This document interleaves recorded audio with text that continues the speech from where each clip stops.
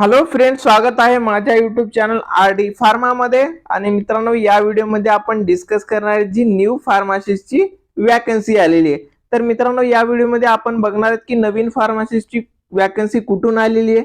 त्याच्यानंतर मित्रांनो, total number of post म्हणजे फार्मसीच्या किती जागा या वॅकन्सीत असणार आहेत ते पण आपण डिस्कस करणार आहेत. त्याच्यानंतर मित्रांनो, महत्त्वाचं म्हणजे इलिजिबिलिटी क्रायटेरिया काय असणार आहे, म्हणजे कोणते कोणते फार्मसीचे स्टुडंट याच्यामध्ये इलिजिबल असणार आहेत, कोणता एक्सपिरियन्स रिक्वायर्ड असणार आहे की नसणार आहे ते आपण या व्हिडिओमध्ये बघणार आहेत. नंतर मित्रांनो, एज क्रायटेरिया आपण डिस्कस करणार आहेत. त्यानंतर मित्रांनो, महत्वाचं स्टार्ट डेट म्हणजे ऍप्लिकेशन कधीपासून स्टार्ट होणार आहेत या वॅकन्सीसाठी ते आपण बघणार आहेत. त्याच्यानंतर मित्रांनो, एंड डेट ऑफ ऍप्लिकेशन काय असणार आहे, म्हणजे कोणत्या डेट पर्यंत आपण ऍप्लिकेशन करू शकतो ते पण डिस्कस करणार आहेत. त्याच्यानंतर मित्रांनो, हाऊ टू अप्लाय म्हणजे या वॅकन्सीसाठी आपण कशा पद्धतीने ऍप्लिकेशन फॉर्म फिल करू शकतो, अप्लाय करू शकतो ते पण या व्हिडिओमध्ये आपण व्यवस्थितपणे डिस्कस करणार आहेत. तर मित्रांनो, ही जी वॅकन्सी असणार आहे फार्मसी ती कुठून आलेली आहे, डिपार्टमेंट ऑफ हेल्थ रिसर्च. तर मित्रांनो, डिपार्टमेंट ऑफ हेल्थ रिसर्चची ऑफिशियल वेबसाईट आहे, तुम्ही इथे बघू शकता.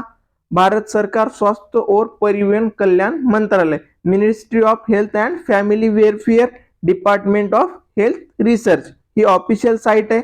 आणि मित्रांनो, इथे तुम्ही जर याच्या नवीन नोटिफिकेशन मध्ये गेलं व्हॉट्स न्यू मध्ये, तर तुम्हाला मित्रांनो इथे सेकंड नंबरला एक नोटिफिकेशन दिसत असणार आहे. कोणतं येते, circular for engagement of young professional in department of health research.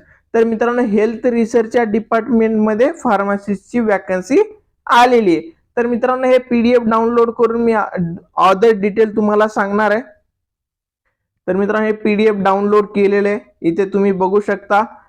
Government of India, ministry of health and family welfare, department of health research.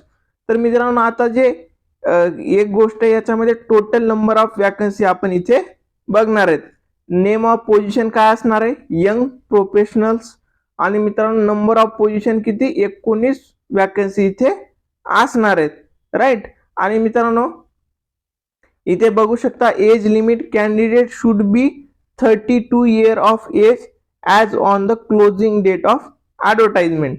म्हणजे तुमचं 32 वर्ष एज कंप्लीट असलेलं पाहिजे. म्हणजे 32 पेक्षा जर तुमचं कमी एज असेल तर तुम्ही या वॅकन्सीसाठी अप्लाय करू शकता, 32 इयर. आणि मित्रांनो, हे जे डेट असणार आहे ती कोणती डेट कन्सिडर केली जाईल, ती आहे 31/7/2024. म्हणजे या डेट पर्यंत तुमचं जर वय 32 वर्ष असेल तर तुम्ही या वॅकन्सीसाठी इलिजिबल असणार आहेत. नंतर मित्रांनो, ह्याचं स्टार्ट डेट आता जे असणार आहे, स्टार्ट डेट ऑफ ऍप्लिकेशन काय असणार आहे, स्टार्ट डेट ऑलरेडी मित्रांनो ऍप्लिकेशन फॉर्म स्टार्ट झालेले आहेत, म्हणजे स्टार्ट डेट ऑलरेडी झालेली आहे, म्हणजे तुम्ही आता पण अप्लाय करू शकता. नंतर मित्रांनो, एंड डेट ऑफ ऍप्लिकेशन जी महत्वाची आहे ती काय असणार आहे, 31/7/2024 पर्यंत तुम्ही ऍप्लिकेशन फॉर्म फिल करू शकता, बरोबर. नंतर स्टार्ट डेट आणि एंड डेट तुम्हाला समजली असेल आता. नंतर आहे मित्रांनो, मोड ऑफ रिक्रुटमेंट म्हणजे ह्या वॅकन्सीज कसे असणार आहेत, तर मित्रांनो कॉन्ट्रॅक्ट बेसिसच्या वर वॅकन्सीज असणार आहेत, राईट. इथे तुम्हाला समजलं असेल, इथे बघा, contract basis through open market. आता नंतर मित्रांनो, महत्वाची गोष्ट आहे की सर हे कॉन्ट्रॅक्ट बेसिसवर वॅकन्सी आहे पण किती दिवसाची, तर ह्या वॅकन्सीचा पिरियड किती असणार आहे. तर इथे बघा, engagement could be pure on contract basis for a fixed period 1 year which may be extended by 1 year. म्हणजे मित्रांनो, 1 वर्ष तर फिक्स असणार आहे पण याच्यामध्ये इन्क्रीज पण होऊन 2 year, म्हणजे तुम्ही कन्सिडर करू शकता की ह्या 2 year साठी वॅकन्सीज असणार आहेत. ह्या कॉन्ट्रॅक्ट बेसिसवर वॅकन्सीज आहेत पण याच्यामध्ये जे सॅलरी असणार आहे, तुम्हाला खूप चांगली सॅलरी याच्यामध्ये भेटणार आहे. इथे बघा, सॅलरी ते किती आहे मित्रांनो, 60,000 सॅलरी तुम्हाला पर मंथ यामध्ये भेटणार आहे. नंतर मित्रांनो, एज्युकेशनल क्वालिफिकेशन काय असणार, म्हणजे कोणते कोणते एज्युकेट म्हणजे B pharm, D pharm, M pharm, कोणते स्टुडंट याच्यामध्ये क्वालिफिकेशन मध्ये बसणार आहेत. तर मित्रांनो, महत्वाचं म्हणजे इथे डी फार्म आणि बी फार्म स्टुडंट अप्लाय करू शकणार नाहीत. या वॅकन्सीसाठी मित्रांनो पोस्ट ग्रॅज्युएशन असणं खूप गरजेचं आहे. म्हणजे एज्युकेशनल क्रायटेरियामध्ये ते आहे की पोस्ट ग्रॅज्युएशन असलं पाहिजे. म्हणजेच मित्रांनो ज्या स्टुडंटने एम फॉर्म कंप्लीट केलेलं आहे, म्हणजे आपल्या काही मित्रांचं ज्या मित्रांचं एम फॉर्म झालेलं असेल तर ते सर्व स्टुडंट याच्यामध्ये इलिजिबल असणार आहेत. बरोबर, एम फॉर्म कंप्लीट असेल तर तुम्ही या वॅकन्सीसाठी अप्लाय करू शकता. नंतर मित्रांनो याच्यामध्ये काही एक्सपिरियन्स लागणार आहे का, तर मित्रांनो याच्यामध्ये कसल्याही प्रकारचा एक्सपिरियन्स रिक्वायर्ड नसणार आहे. इथे तुम्ही बघू शकता experience, no minimum experience is prescribed. म्हणजे तुमच्याजवळ जर एक्सपिरियन्स असेल, एम फॉर्म झालेला असेल आणि तुमच्याजवळ एक्सपिरियन्स असेल तर वेल अँड गुड. म्हणजे तुम्ही ते सांगू शकता की माझ्याजवळ एक्सपिरियन्स पण आहे आणि माझं एम फॉर्म पण कम्प्लीट आहे. मग तुम्हाला त्यामध्ये काय भेटेल, जास्त फॉर्म आले तर तुम्हाला प्रायोरिटी त्याच्यामध्ये भेटणार आहे. नंतर मित्रांनो नेचर ऑफ ड्युटीज वगैरे इथे दिलेले आहे. नंतर मित्रांनो तुम्हाला आता महत्वाचं आहे की ऍप्लिकेशन कसं करायचे, म्हणजे जे काही इलिजिबल आपले मित्र असतील ते ऍप्लिकेशन कसं करू शकतात. तर मित्रांनो इथे बघा खाली याच नोटिफिकेशन मध्ये ऍप्लिकेशन फॉर्म दिलेला आहे.